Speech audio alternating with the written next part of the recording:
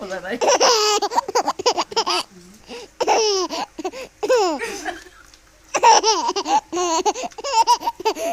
আরে একটা বাদ দেবে মজা নাই কিন্তু